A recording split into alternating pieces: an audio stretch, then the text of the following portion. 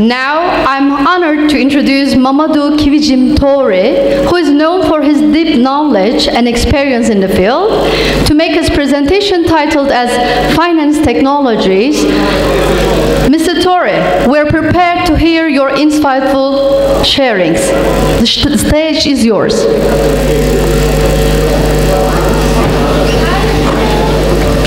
Mr. Toure, can you hear us? Yes, can you hear me? We're prepared to hear you. Okay, it's a pleasure and an honor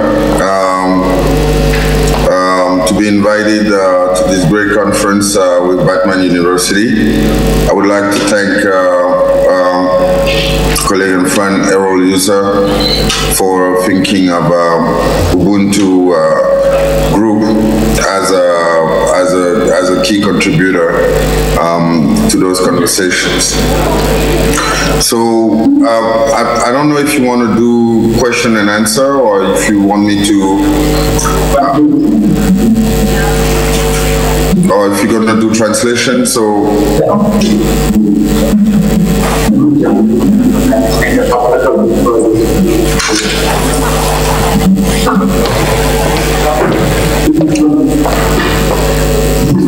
Mr. Toure, is there a problem?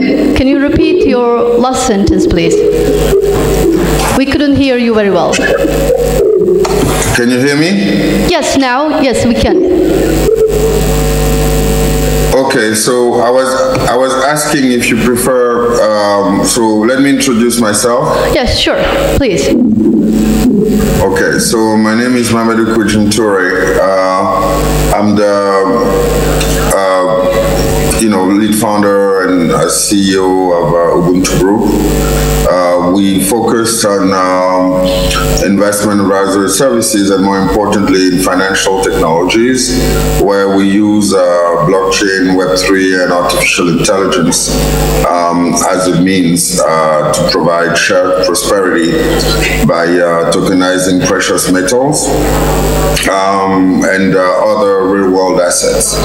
And the whole idea behind the principle of tokenizing is to be able to fractionalize an asset that could hitherto been inaccessible and tokenize it in small parts. So think, for instance, today 1 kilo of gold is close to $100,000. Not everyone can afford $100,000. But by tokenizing, you can fractionalize that 1 kilo in 1 million pieces of 1 milligram that you would then address an equivalent value. So what we've done, we launched GIFT, Gold International Fungible Token, which is effectively equivalent to 1 milligram of gold, which is equivalent to 10 cents. So suddenly, if you couldn't before access the gold market, today you can buy 1 gift gold, which is 1 milligram, equivalent to 10 cents, and it gives everyone access to gold from the comfort of their mobile phone at any time from anywhere. And this model of tokenizing really addressed an important question beyond financial inclusion that I would call financial mobility, right? So the whole question, if you see up to now, there's been a lot of great push towards financial inclusion. I was myself investing close to 20 years ago in the first project in mobile banking, mobile money, and was also involved with M-Pesa. at the very early days.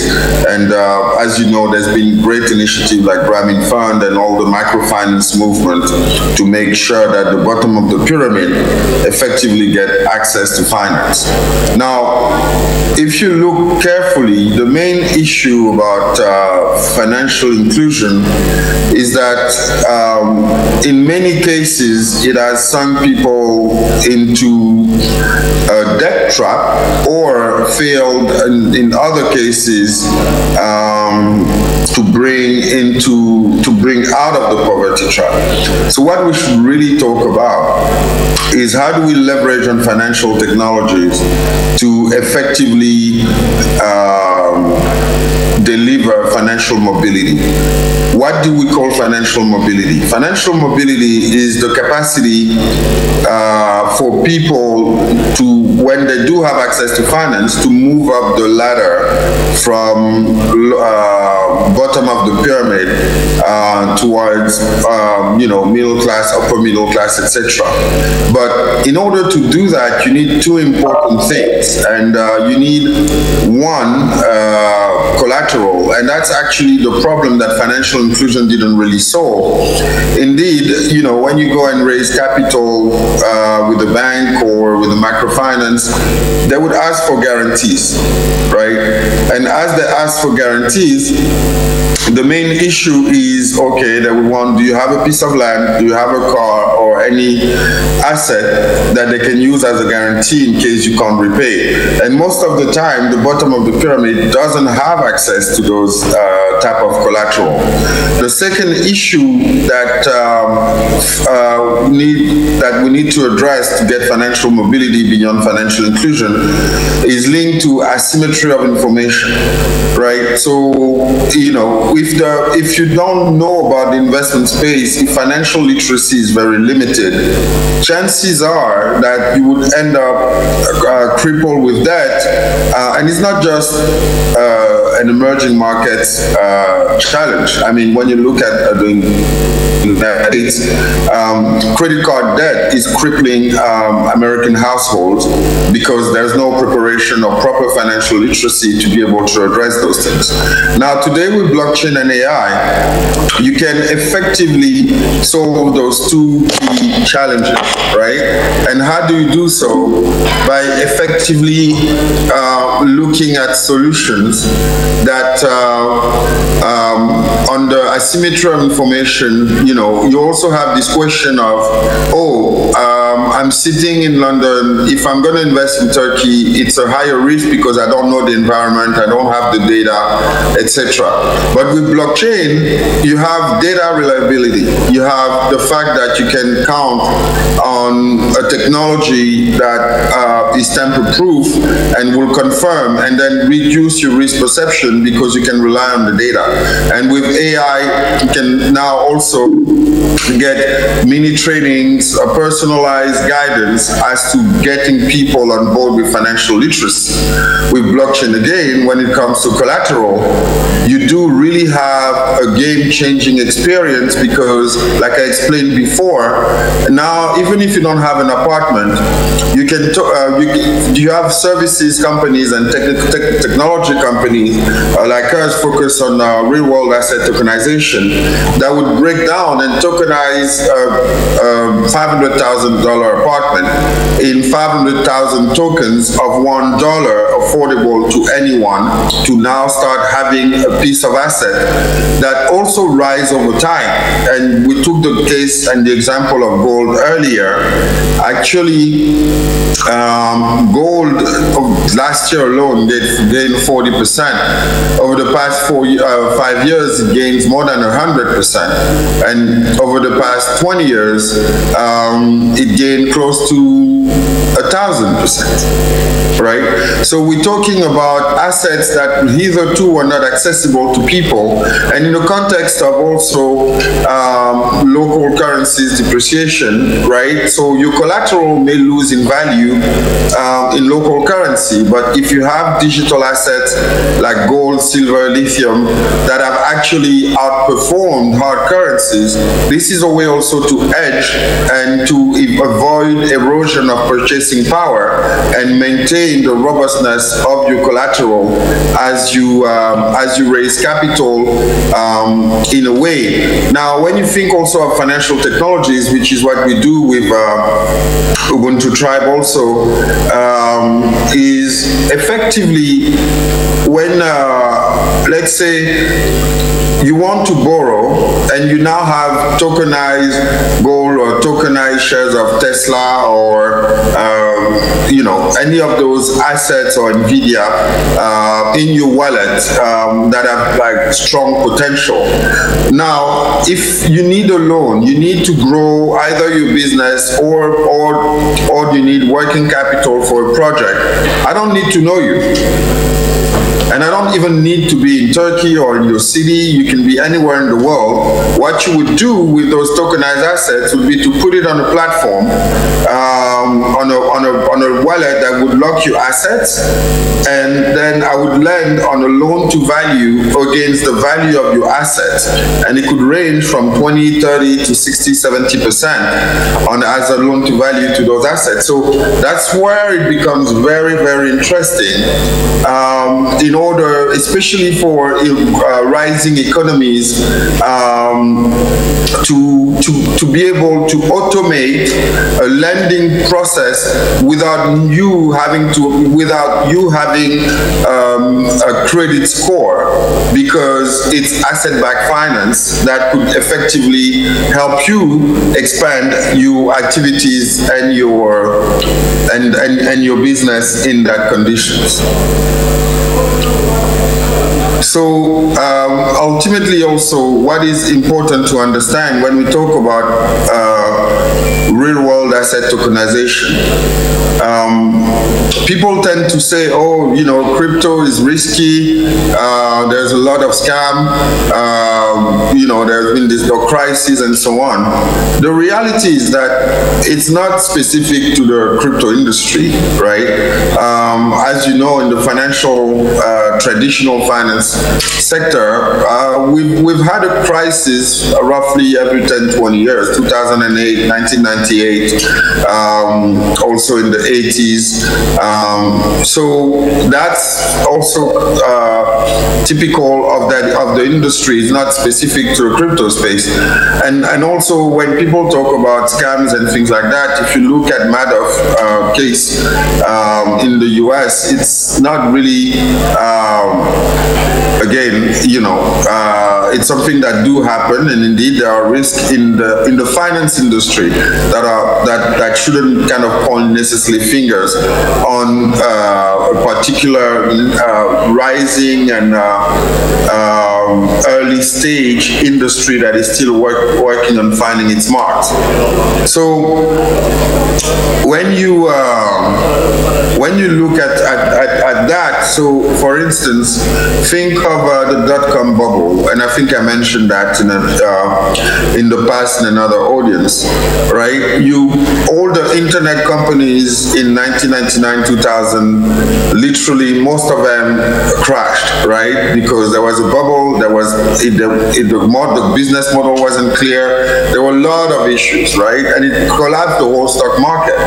But would you say at that time that, let's not go into internet because it's risky, because there are scams and things like that? No, internet was here to stay as the underlying technology of the future.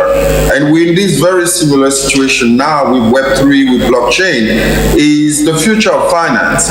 And yes, as at infant stage of those type of industries, there are a lot of adjustments that happen, but you can't throw the baby with the bathwater, because ultimately when you look at BlackRock, launching Bitcoin ETFs, or Franklin Templeton and a lot of those industries moving forward, you realize that you rather join the bandwagon if you don't want to be left behind. And I salute Batman University for really taking this topic seriously and effectively bringing this caliber of speaker to effectively engage on this very important topic. Now, let's look at the future. Let's look at the forecast and the industry itself. Real-world asset tokenization is expected to reach a staggering $20 trillion by 2030, which means in 5 years. So, and you can see the regulation is being more flexible now, and various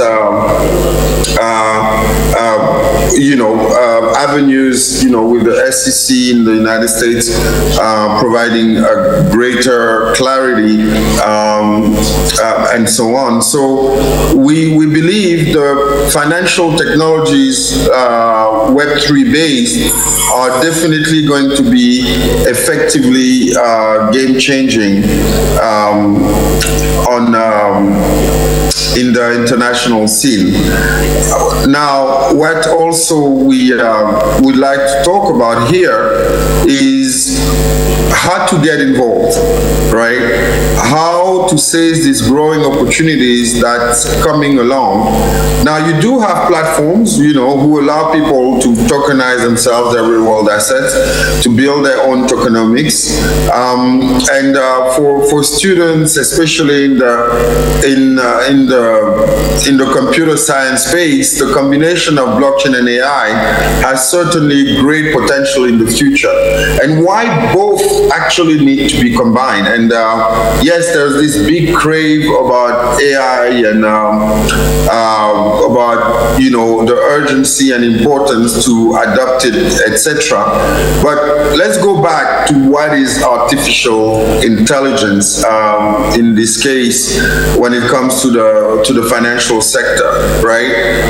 Artificial intelligence is based on 4 things, right? The underlying data that it computes in order to either do forecasts or make recommendations or streamline information in a format that the user wants to effectively use. It also relies, of course, on the algorithm, right, that effectively orientate or select the information to package it in a particular way. And then the third thing is computing power, right? It is the capacity, and that's the point of large language model, where you effectively collect a series of large data and need to be able to compute them. And that's where the chips like the NVIDIA A200, A100 comes into play, the capacity to really compute a significant amount of data and present it to the user. And the last one is energy, which is a critical one, because in order to be able to compute that significant amount of energy, and it is anticipated, I think Eric Schmidt was saying, AI would consume 99% of the electricity that is actually available today, which leads, of course, to a very important question for a debate for another day. But I want to come back to data, right? Data is the one thing that can take your results in one direction or another if they are not accurate, if they are not comprehensive, right? And that's where blockchain also comes into play, because if you input the wrong data, your financial forecast, you can have the best algorithm, the best computing power, all the energy you want. Your financial forecast will take you in the wrong direction. And how do you effectively ensure that those data source is actually correct? And that's also where blockchain comes into play, and that's also where citizens, partners, investors have a say, because you have all the question of data sovereignty and data contribution and data remuneration and so on, which is where also it kind of takes you to the fact that data is the next gold, and therefore you're going to have your data on chain as a revenue generator. I don't know what's going on. Hello, can you hear me? Hello? We can hear you. Okay, sorry, I don't know, something popped on my screen. No problem. So I think when you look at where the industry is going and where you can use financial technology, and let's think of this question of data and AI, right? Now, you sit in Batman University, you have the greatest project on earth, right? And you need to mobilize venture capital. Now, the issue you have is that you're not in the Silicon Valley, you don't live close to Elon Musk, but you have the greatest project that people may never hear about. And on top of it, you're very far. What gives comfort that if they deploy capital, your project is going to succeed? And that's why also when you use financial technology and the importance of data becomes critical for what I call decentralized finance. Ultimately, the whole rationale is to say, okay, I'm doing my PhD at Batman University. I have this great project. Okay, you don't know me, you may not trust me, but I'm going to put all my reporting on chain. One, that would give you comfort of my real-time performance as an entrepreneur. One. Second, I'm going to bring a group and a community within my circles who know me and trust me to be the first layer of investor, and they will invest on chain and invest in token, equity token, or convertible token into my business, right? And therefore they constitute the first layer of trust, and will also put smart contract that will force me as an entrepreneur to reach certain milestones and targets in order for the next tranche of capital to be disbursed.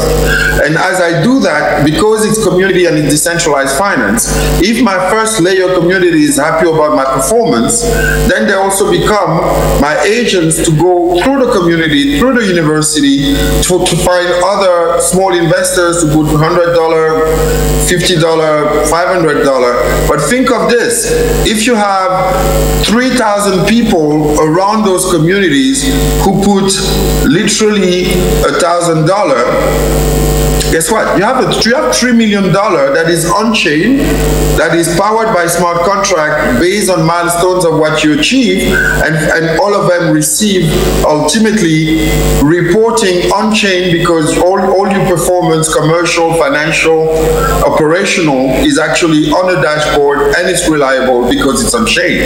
Now you have a new model of decentralized finance when the next step would be anyone around the world love what you're doing, want to fund it. It's a crowdfunding with more reliability, predictability, and scalability around it. And that's the power using financial technologies to effectively lead to a new paradigm shift that creates a level playing field for people, for any entrepreneur around the world to potentially reach massive success.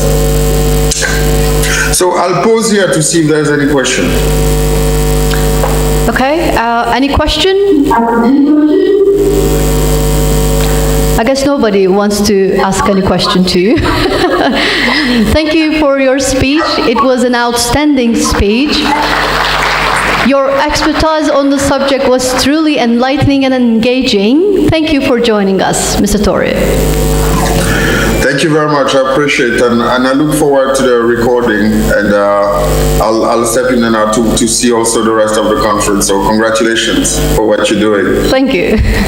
And I can tell you as a student, I always value and salute this because I was very active as a student to raise awareness on key topics and build new organization and putting conferences together, and I know how hard it is, and I can see all the amount of effort you put into that, and the minimum we can do is to support you the best we can. So congratulations, and keep rising and inspiring your peers all the way there in Batman and around the world. Okay, we are happy, we are lucky to have you too. Thank you. Thank you so much. Have a great day. You too.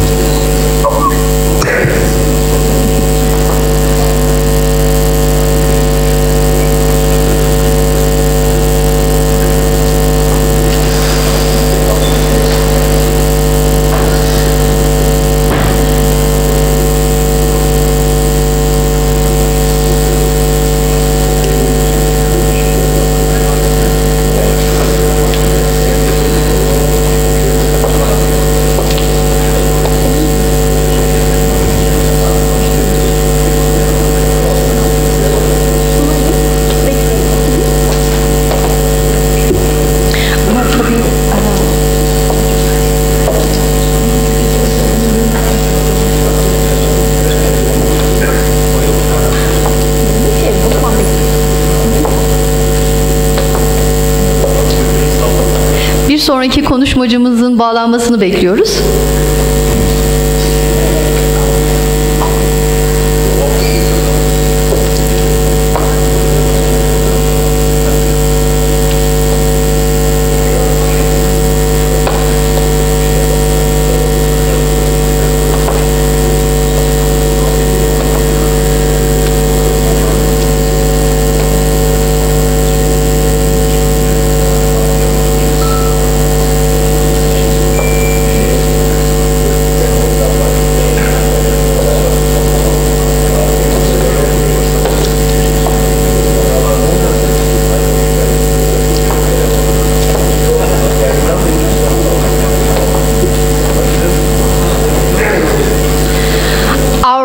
Distinguished speaker is Mr. Maximilian Renk.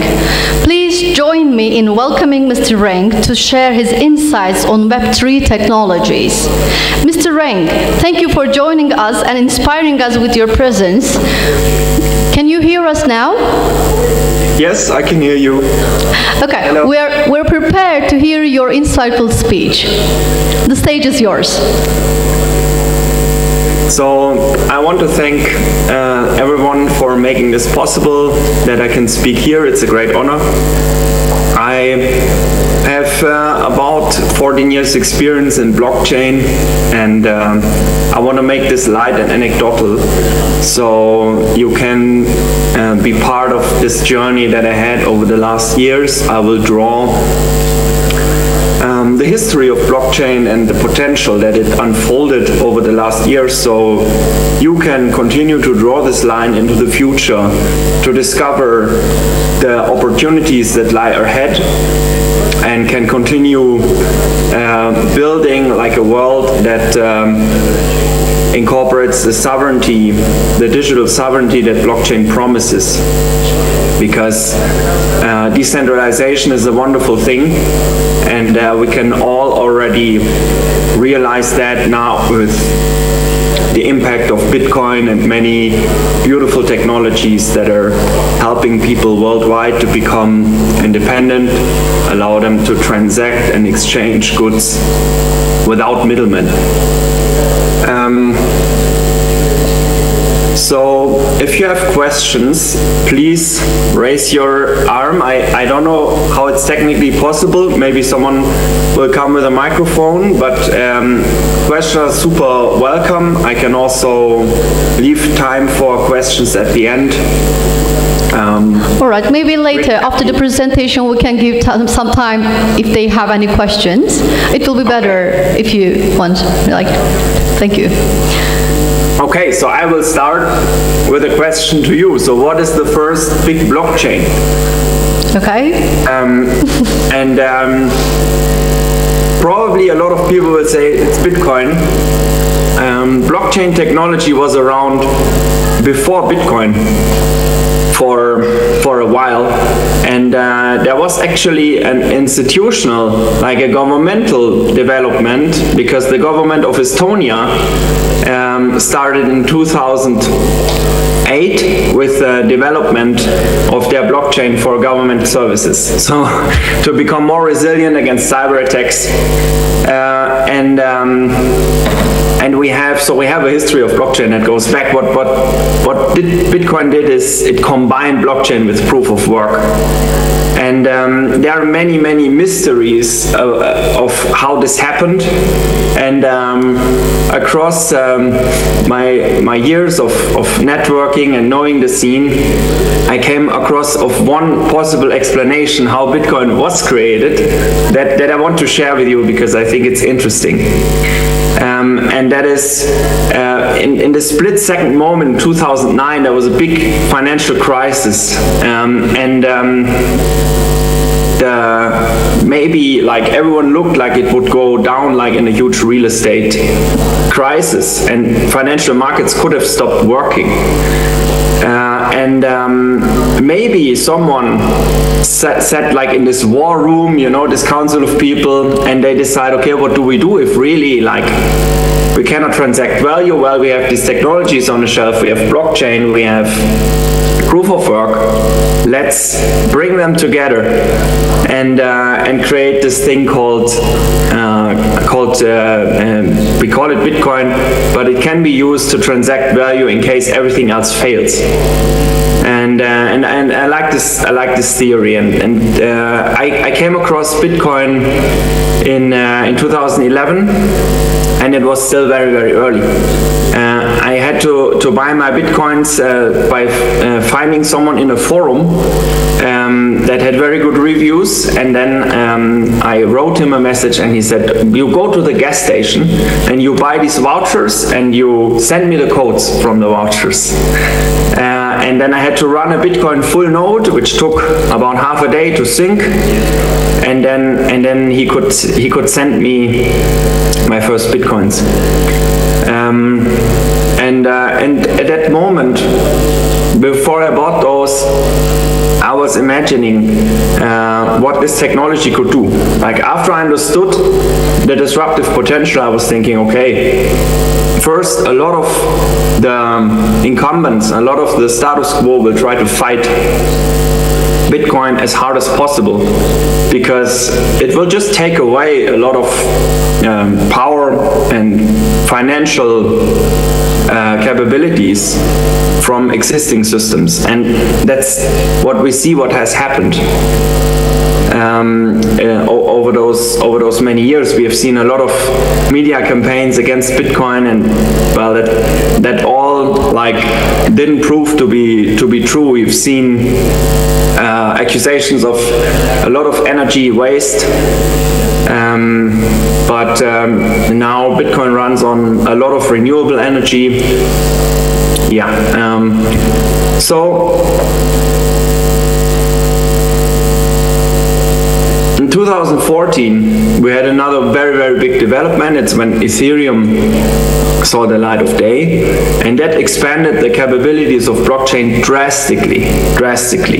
And this is one of the moments when humanity is hit with a technology and we don't really understand how powerful it is. And we know no one can really think like ahead and change his way of thinking to incorporate this technology in a way that it can be incorporated. So, and that takes years to unfold. And that's what we're seeing. And there's probably still a lot of uses out there for smart contracts that have not been thought of. And there's a lot of untapped potential in smart contracts. And but many of us, when we hear smart contracts and Ethereum, and then we think back of ICOs in 2017. That was a step in my career that led me to shift and go like full time into crypto. At that point, I was doing creative direction for Audi, for a lead agency for Audi Communications, and I said, well, automotive is not going to change the world, but this Bitcoin thing, it's not going away. And one of the first things, I went to the World Economic Forum in Davos, and there was a house called Crypto House, and it was like the peak of the valuation of a lot of new coins, and it was all full with kids that suddenly had these tokens that were worth millions, and they founded projects, and they had these ideas and complicated tokenomic papers, and it was all like a big party. And I think only by a week later, like, things got down and everything reached its limitations, because everyone realized Ethereum is not going to scale. There was a thing called an application called CryptoKitties that really brought Ethereum to its limits. I remember at one point waiting for a transaction for one day, trying to do the transaction the whole day, and it failed all the time, took hours. Basically Ethereum was down, and people realized if a simple application like a game is not working, then all these hopes for big use and adoption are not justified. So that was a very sobering experience, and for the market, and that led to what you can call like the TPS race, the transactions per second. So Visa achieves about 80,000 transactions per second. So and Bitcoin far less than that. And everyone knew if the blockchain that would change the world would need to achieve like these 80,000, and then there came all these solutions, like even Ethereum, they did like a conference in 2018 here with Vitalik Buterin was there, and they talked about all the different technologies they're going to use, and until now they didn't implement any of it. But there were a lot of promising projects that proposed scaling technology. But what happened then in the market is big players, big VCs entered that game because they realized they can achieve very high valuation. When you have like a company, then the valuation is at some point justified by the amount of revenue it can make. Right, and but when you have a platform like Ethereum or Polkadot or whatever they are called, like the value is not just defined by the revenue it makes today or it might make tomorrow, but there's this fantasy that this blockchain will conquer the world and everyone will build their systems upon it. And big VCs, big investors, they saw this potential and they knew they could bring projects to this high valuation. So after this first wave of ICOs from 2017-18, and I remember that, like for the Tron ICO, like I was translating Chinese buttons, button by button, to participate there. Then came like the 2020 and after ICO craze, where there was really a game for the next big blockchain, the one that could beat Ethereum, and that race was, you could say, eventually won by Solana, or at least Solana proved that someone can challenge Ethereum in its territory, and until now it's not really clear if Ethereum makes the race or one of these other contenders. And then like the next big development was DeFi. So DeFi is really the primary application of smart contracts and blockchain nowadays. The most important, and there lies a very good example of what I said, like we don't understand the potential of blockchain yet, because in 2017 and 18 there was already a decentralized exchange on Ethereum, but it used an order book. Like now, like every centralized exchange, like stock exchanges, they use an order book. But if you use an order book on a blockchain, that means there's a lot of transactions, a lot, because for every entry in the order book, you have to make a transaction, you have to confirm it. It's super slow. You cannot do like the high frequency stuff that the market is used to, and that leads to a lot of inefficiencies and just a terrible user experience. So everyone was avoiding using this. It was not fun. And then Uniswap, they had like, and I know before Uniswap, I was thinking like, we are just very close away from solving this order book thing. Why do we need this order book? Why is everyone used to this experience? And then Uniswap solved it, and it took a couple of years until they came out with a solution.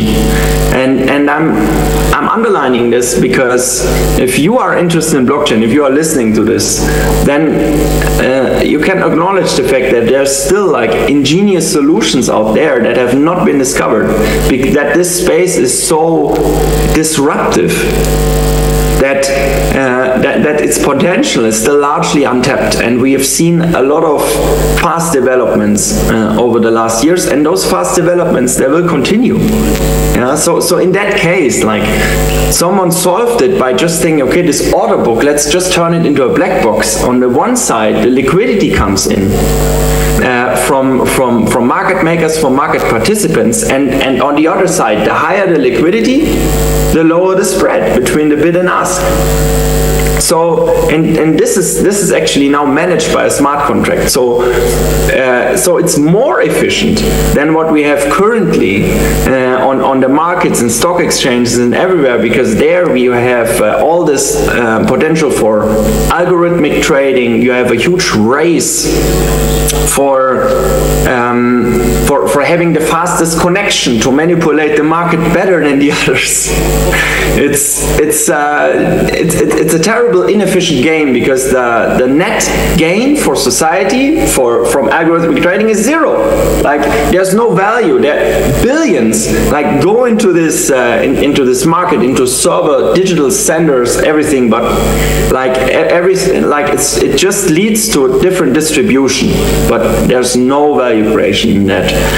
So if you look at it like this, Uniswap and this DeFi as we know it now, that is happening on blockchain, is a huge blessing. And it does something that blockchain is really predestined to do, and is lowering transaction cost.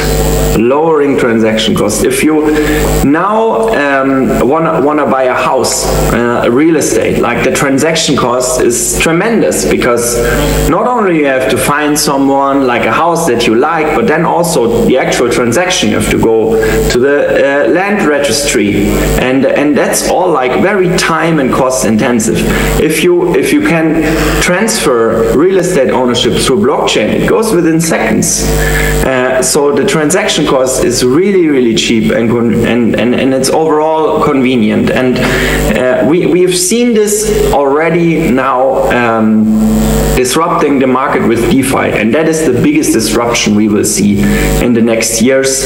This is like trillions and trillions of market, like this financial market that is now running, like the whole plumbing, the infrastructure of the stock market is absolutely convoluted. Like, it is something that grew over like hundreds of years.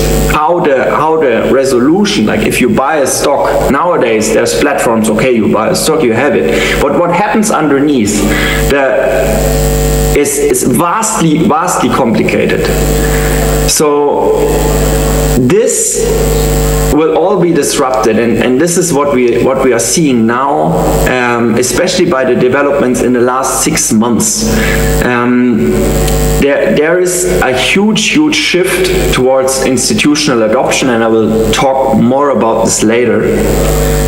But the institutional adoption is about the tokenization of the financial markets and of real world assets, and there we will see a shift that is really huge, and this will change the world, and it's happening, and it will really be this will sprout like big opportunities in job markets and in investments alike.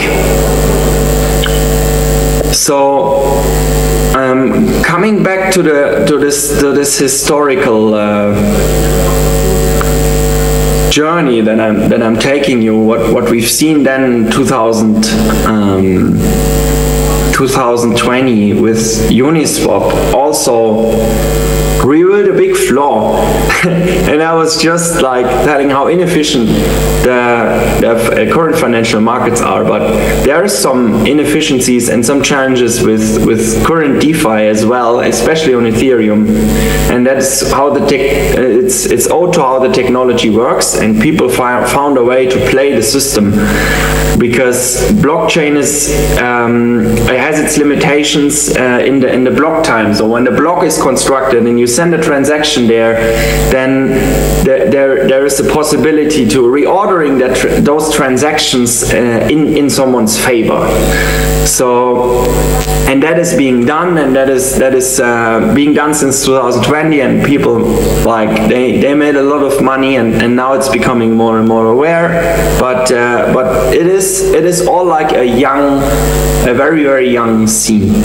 So and it's maturing. But you see how slow people are to react. This was in 2020. There was an article called "The Ethereum is a Dark Forest."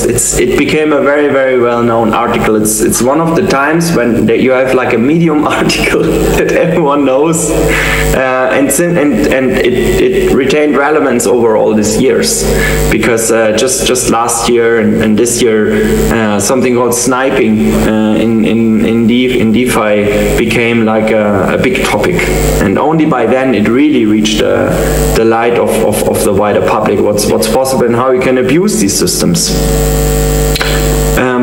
And it's just about the right time, because now when all this adoption happens, like, I'm sure there will be technical solutions, and there are already technical solutions implemented that will prevent that.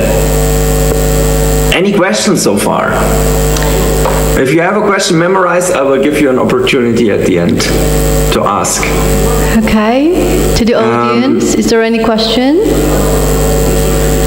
I guess no. So far, it seems everyone has understood your speech very well. Okay.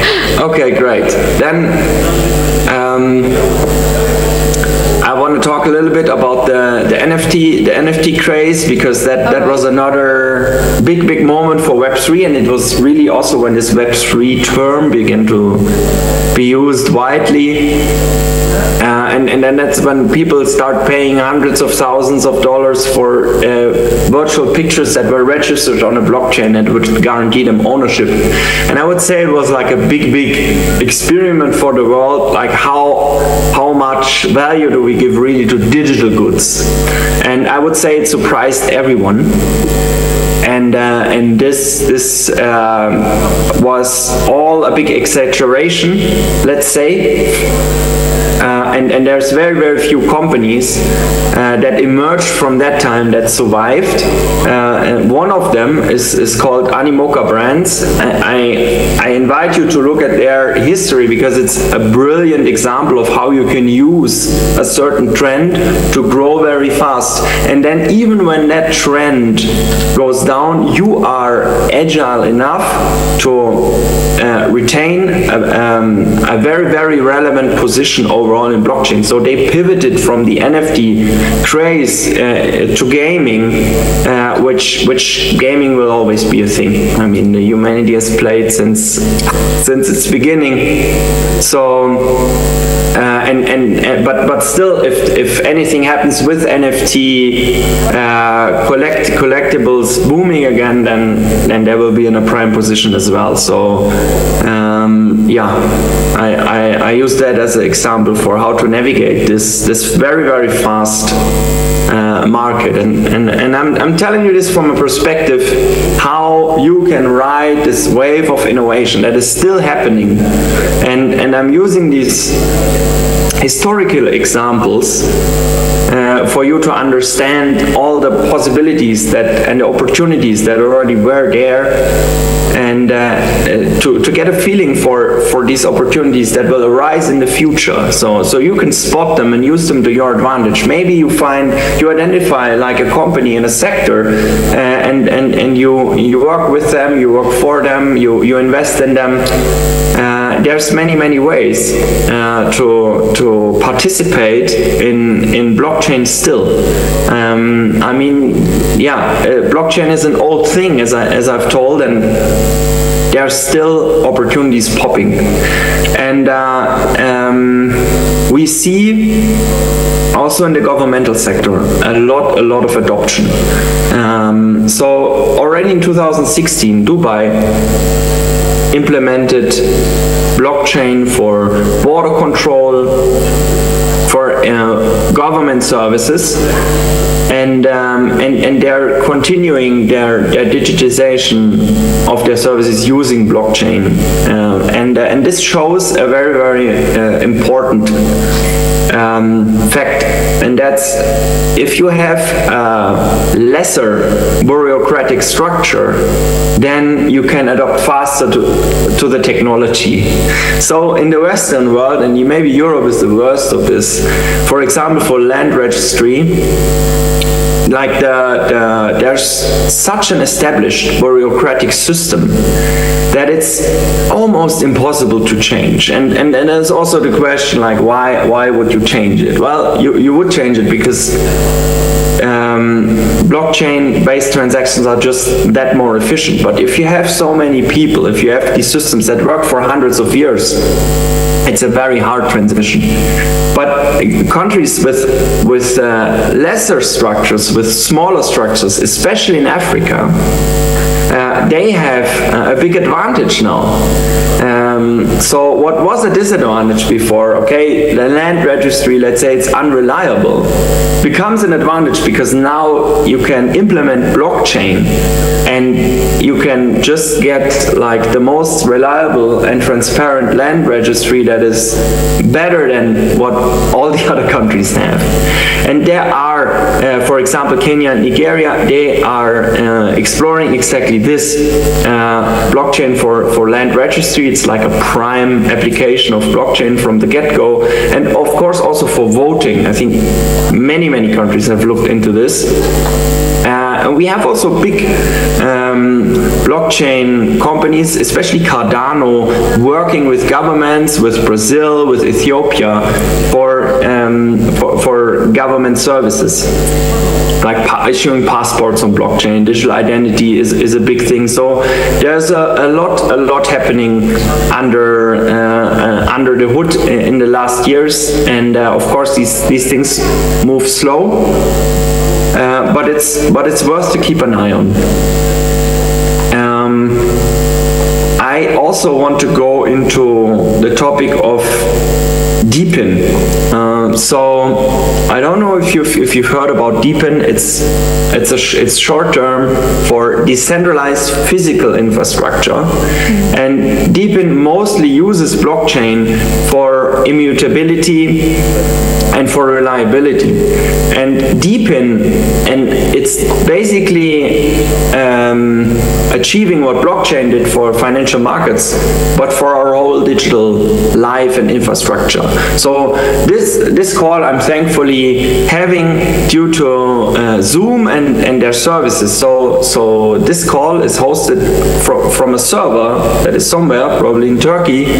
I'm calling you from Switzerland. So all this infrastructure is belonging to a centralized provider, to Zoom, and they tell us, well, they don't eavesdrop, they don't own the data, but we have to rely on their trust. So with DePIN, it's possible to create a digital environment, digital infrastructure that would guarantee us by code that, for example, the data of this call is totally private, and no one is eavesdropping, and no storing of the data for later AI analysis, for profiling, for whatever.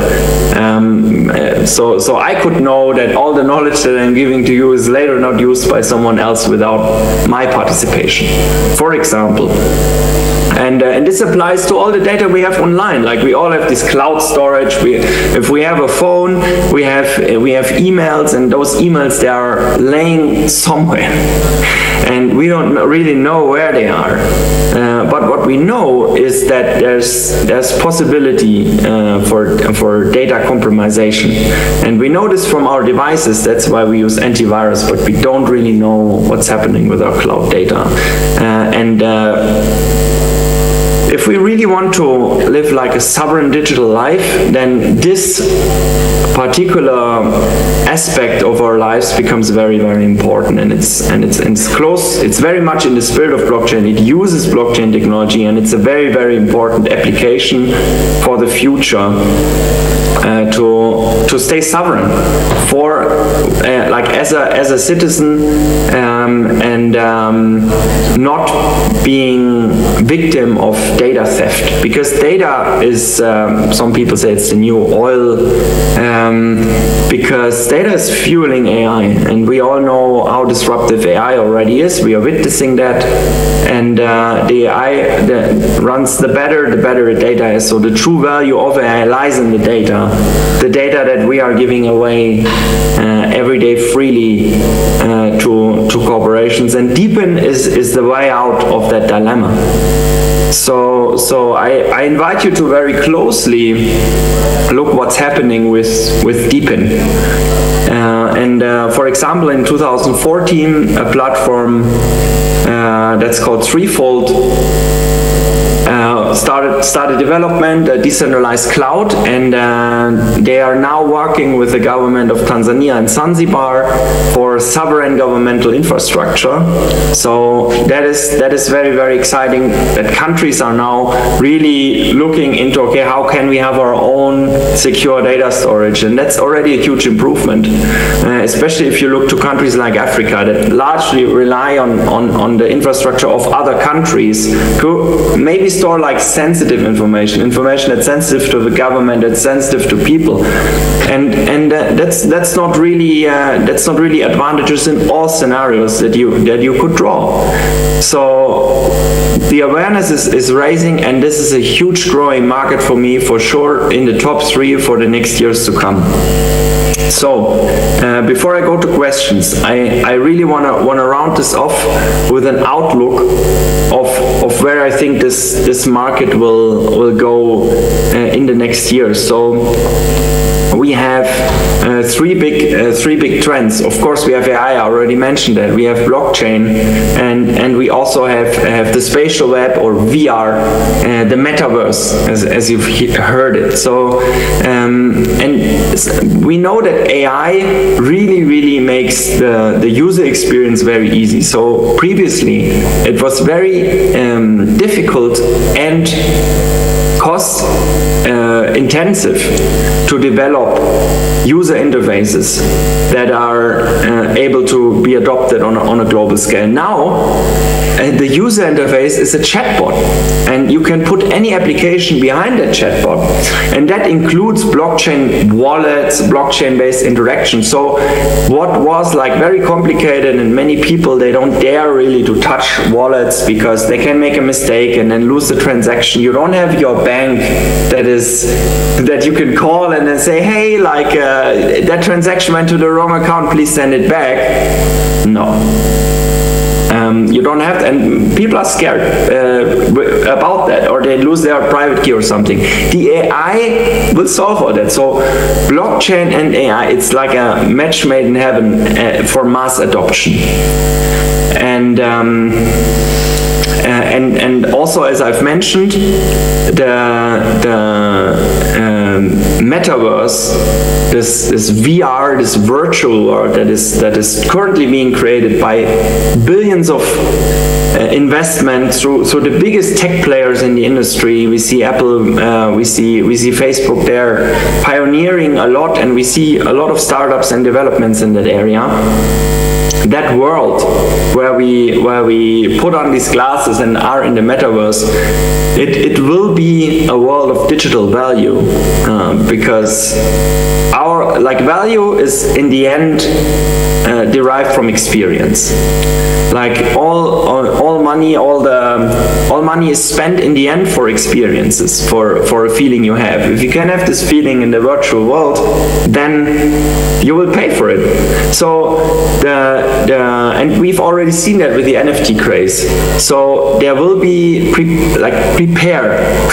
prepared for massive virtual worlds with virtual goods and transactions, and people spending money in the real physical world to obtain assets in these digital realms. And their AI is another accelerator, because previously it was very difficult to create these virtual realms, very cost intensive, but now AI can do that for us. So I'm not saying like the big steps come in the next years, but if you look at the time window for 10 to 20 years, like, be prepared for a massive digital experience in the metaverse, in VR, that will be very inviting, and there will be a huge use for blockchain there. Blockchain will be one of the 3 core technologies that make this possible. But if you are building something, if you are interested to utilize blockchain for your project, or if you have ideas, try to develop something that comes to fruition within the next 5 years. You don't want to like push against, like, or basically be the first pioneer that draw the movement, that drag the movement. Let the big corporations do that. Go for something that is simple and easy.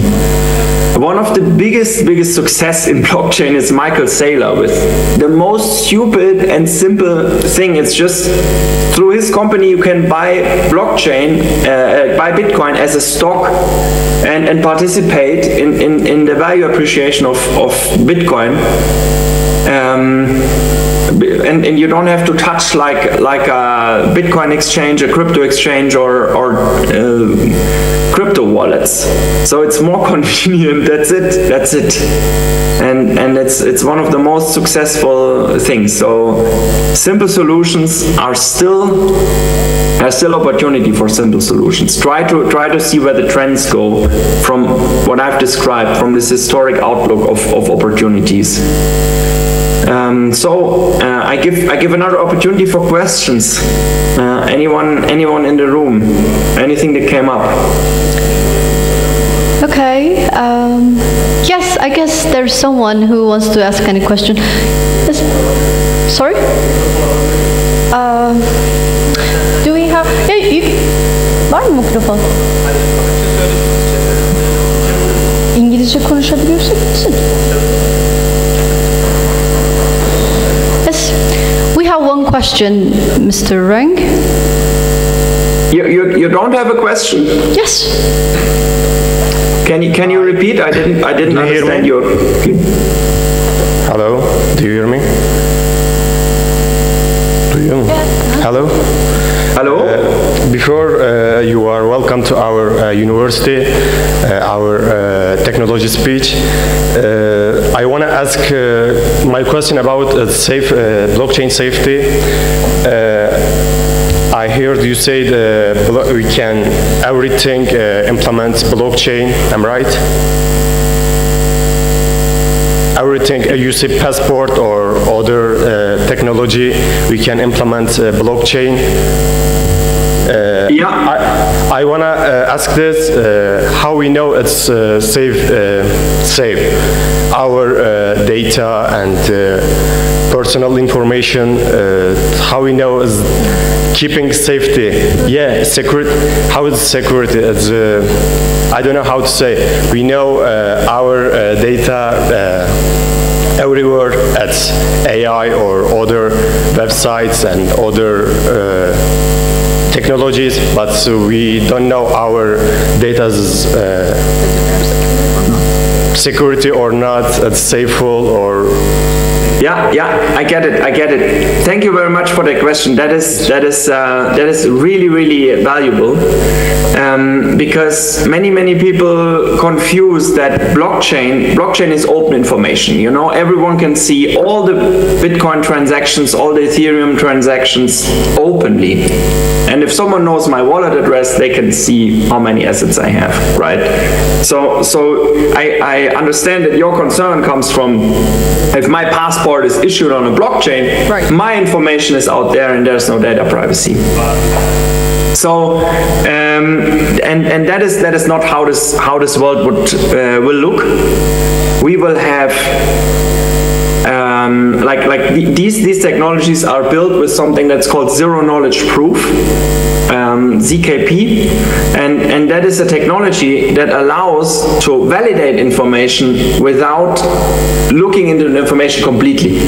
So you can basically have your passport data that is laying somewhere encrypted.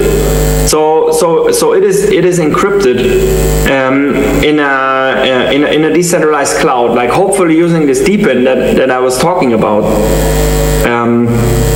and then you have, through zero knowledge proof technology, the ability to look into that encryption. Let's say you come to you travel to another country, and they wanna prove, they wanna get access to your information, right? So and then through zero knowledge proof, it is revealed to them whatever they are allowed to know about you, and whatever they need to know, but not more. So whatever data is there in this data storage that is about you, like not everything is revealed to everyone, and this technology is there. There's many possibilities how to achieve that nowadays. One of the startups I'm involved with, it's called Skipper, and we develop autonomous agents, and they are also programmable, and they allow to direct data streams in a private and sovereign way. So the data lays somewhere safe, but whoever needs to know something, you can program an AI to reveal just what is needed and not more. Does that answer your question? Okay, it was our student who asked you the question, and it seems he is satisfied with your answer. Thank you. Are you? Are you satisfied with the answer? Right. Okay, so thank you very much for this wonderful presentation, Mr. Reng. We appreciate the time and effort that you put into your presentation. It was both informative and engaging for us. Thank you again for joining us, for being here. We are lucky to have you here today. I felt very welcomed, and look forward to visit you in person in Batman. Oh, perfectly. We will be very happy to see you here. We hope. We are looking forward to see you here. Thank you. All right. Okay, bye-bye.